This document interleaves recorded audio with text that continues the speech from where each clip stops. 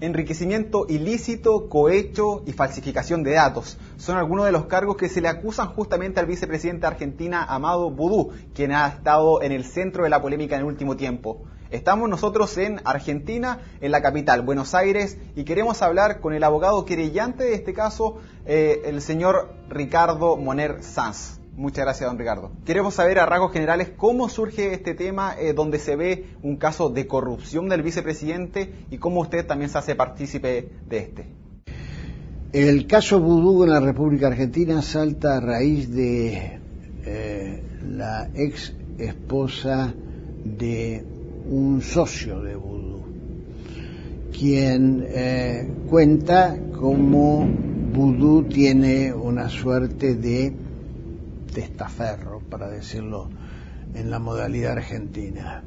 Y allí, en homenaje a los periodistas independientes de La Nación y del diario Clarín, se produce una sana competencia entre ellos a ver quiénes conocían más cosas de Boudou. Yo ya conocía cosas de Boudou porque lo tengo imputado en compras ilegales, etcétera, etcétera, pero no quiero distraer la pregunta que se me ha hecho. Pero empiezan a descubrir que Chicone Calcográfica es una maniobra que involucra a los Chicone y también fundamentalmente a Boudou, a los socios de Boudou, y empieza a saberse quién es Boudou desde el punto de vista de los negociados económicos. Boudou es un hombre de muy escasas luces y que ha entendido que puede cometer todo tipo de fechorías sin que le pueda ocurrir nada.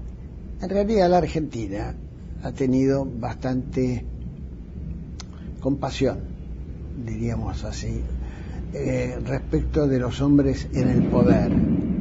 Lo que pasa es que el caso Boudou y el caso Chicone es demasiado importante. Y yo de pronto descubro que todo eso que estaba en el periodismo y que era el día a día del torneo entre los periodistas inteligentes, no tenía reflejo judicial y que era menester abrir una causa. El 9 de febrero del 2012, a través de la Procuración General de la Nación, que es el organismo que nuclea a todos los fiscales, hago la primera presentación.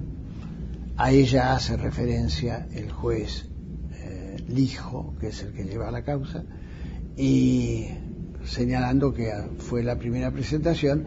Después vinieron, yo hice en total unas 16 presentaciones, pero debo decir que el torneo de competencia del periodismo argentino ha sido tan extraordinario que si, como espero, algún día Boudou resulta condenado, no habrá que aplaudir a Moner Sanz, habrá que aplaudir al periodismo argentino independiente, al César lo que es del César.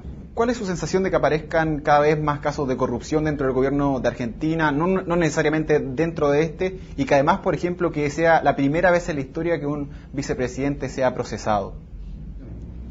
La sensación que me da el hecho de que haya un vicepresidente procesado, en el caso específico de Boudou, yo ya lo conocía por el manejo de 20 automóviles comprados de manera ilegítima, el uso de un helicóptero oficial para fines particulares, la utilización de un coche con los papeles cambiados, falsificados. Puede estar procesado muy pronto por este tema, es de otro juez, no es del hijo.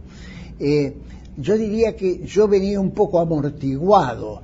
Lo que me daba la sensación es, por la trascendencia internacional del tema y por lo que la gente en la calle iba percibiendo, era que, claro, era nada más y nada menos que la segunda figura en el orden institucional. Y digo segunda figura porque, si bien es cierto, nuestros tres poderes, ejecutivo, legislativo, judicial, son teóricamente equivalentes, no es cierto. El presidencialismo en la Argentina es predominante, como en casi toda América Latina.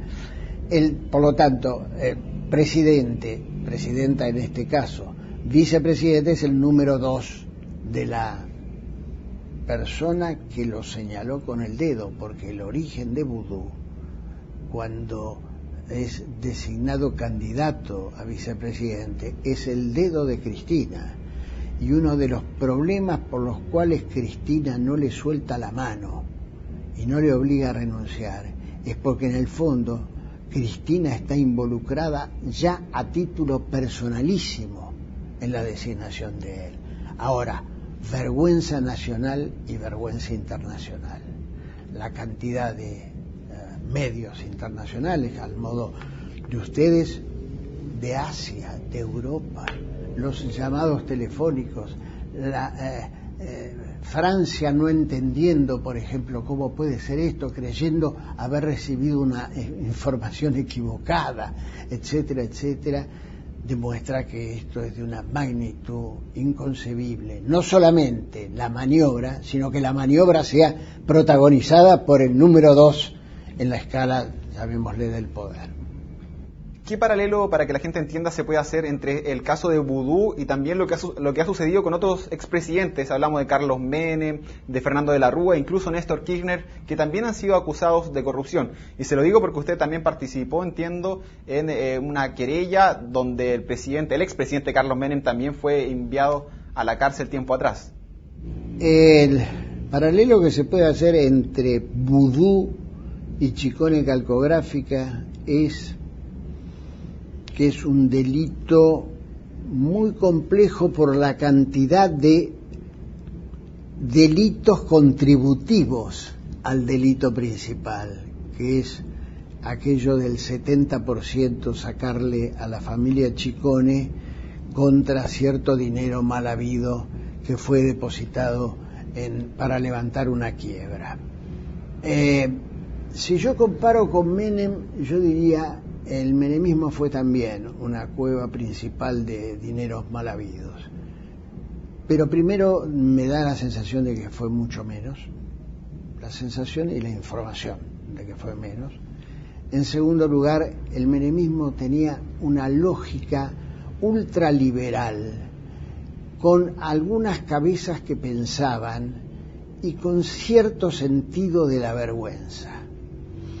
El equipo kirchnerista, cristinista, sobre todo el cristinista, es decir, el posterior a la muerte de Néstor Kirchner, es un equipo que demuestra muy poco apego siquiera a las formas en el ejercicio del poder, y estoy convencido por las cifras a las cuales uno puede llegar de manera directa o indirecta, que el nivel de robo de la cosa pública es infinitamente más importante que el de los tiempos de Menem, con lo cual no quiero exculpar a aquel hombre que mandaba armas a Ecuador y a Croacia utilizando decretos ideológicamente falsos. Ese fue Menem, y por eso yo inicié el 15 de marzo de 1995 una causa contra él.